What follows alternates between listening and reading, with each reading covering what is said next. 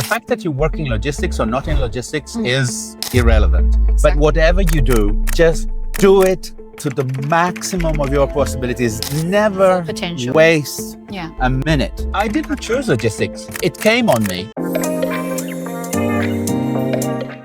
Welcome back to my channel. I'm Christy. I'm the founder of Signature Global Network. Today, I have an amazing guest next to me. He's kind of like unexpected because I just grabbed him randomly. And for the sake of the audience, Marco, I know many people here know you already, but can you please just give a short introduction about who you are? My name is Marco Sogetti. I have served as both as Director General of CLEGAT, the European Federation, and of FIATA, the International Federation, between 2011 and 2017. I'm now retired. And as a retired person, I sit in front of the TV most of the time and write articles. That's what I do. That's amazing, Marco.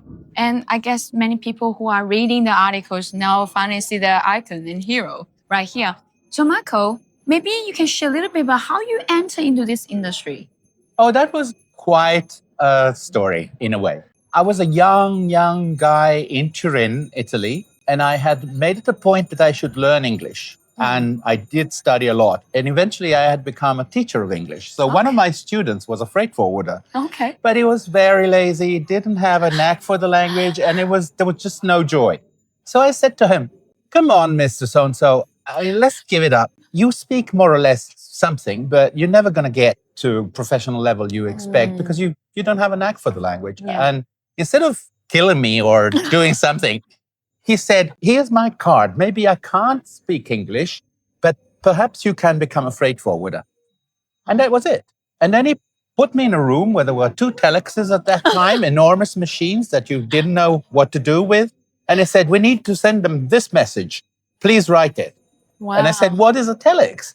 And he said, oh, it's a typewriter, but it's a telephone. And that was the explanation. I emerged with the message after an hour or something, and he said, okay, we'll take you. And I said, wait a minute, would you take me where? And then we negotiated and we came to a price that would arrange for something. You felt irresistible. That's why you quit your teacher job. Wow, what a dramatic story. I love it. It was interesting. Interesting years. Turin at that time was a place where you actually were drowned by the work, by what you had to do, by the jobs, by the documents. The guy in the warehouse used to come with a trolley every morning. That wasn't for the goods, it was for the documents. Imagine. It's so funny, Marco. So for those people who are thinking to enter this logistics industry, because you have been there forever and now you kind of exit out, even though you're still in here, mentor some people. But what is your biggest advice to those people? They're thinking, oh, I'm not sure if I should be entering this industry. What is the thing that you believe that they should know about logistics? What I think that they should know is not really about logistics. It's about something else. In my view, the fact that you work in logistics or not in logistics is irrelevant. But whatever you do, just do it to the maximum of your possibilities. Never waste a minute. I didn't choose logistics. It came on me, but I did it to the full of my potential. I never wasted a minute. I was always on the phone.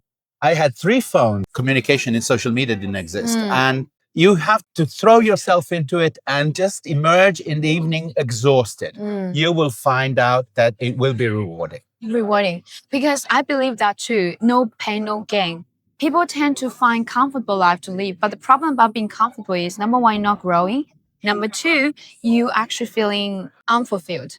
Because when you go all in, when you start to pay attention and effort, and after that, it was painful, but after, it's like you're doing exercise. After that, you feel amazing. Yes, I remember one thing. I had a conversation with another charming lady, and she asked me, oh, I get so bored. She had just retired, and she said, you know, when I was working, it was different. Now I don't know what to do. Well, I can tell you, I have no idea what the concept of boredom is. I have never experienced boredom in my life since I was born. The first time in my life that I was entirely sound, I was 17. So it was really a surprise. I was in front of the mirror and I looked at myself and I said, oh my goodness, I have an entire sound body. It's the first time it happens in my wow. life. That's amazing. I know there's a lot of stories you can definitely share. I do want to also look at logistics side because there are many younger generations that are coming on board. And I believe the stories of yours and experience and everything will be legacies. Yes. So if you have to give advice to the younger generations in the Yes. next 1 minute or maximum 3 minutes, Yes. what will be your top advice to them? My top advice is to look at the value, the intrinsic value of the document they handle. Documents have a prima facie appearance and they actually mean something. You make sure that you always understand what the meaning is. And if you don't understand it right away, you have to ask for advice and listen to what you're being told. And the documents you handle are actually your work. And it's the expression of your work. So you have to use utmost care in doing that. The second point is that, as you said, no gain No pain, without no gain. pain. Yeah. So a little you will have to suffer because there is a lot of grind, there is a lot of learning. Sometimes the processes are long. Yeah. Never lose patience and always remember there is one person that you always have to answer to, and that's your customer. So listen to your customers. This is the most important thing.